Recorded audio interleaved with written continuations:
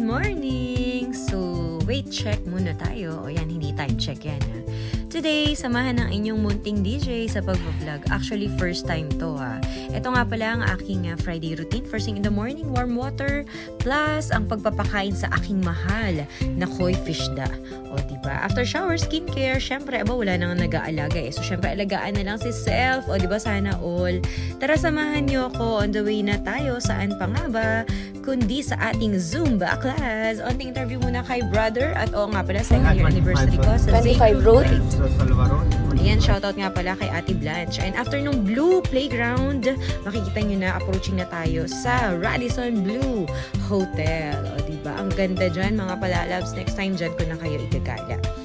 Okay, so andito na tayo sa Chai Aldaha Studio, kung saan every Friday andito ang Zay Crew Kuwait. Good morning! Ano sa'yo? Siyempre meron pakain dyan, paalmusal, sana all, pakape, patinapay.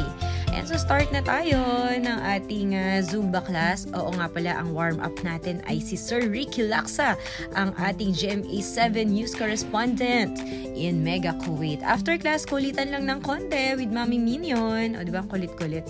And nila Ate Jamie and syempre ng other Zay Crew members. So yun lang mga palaloves. Next time ulit. Bye!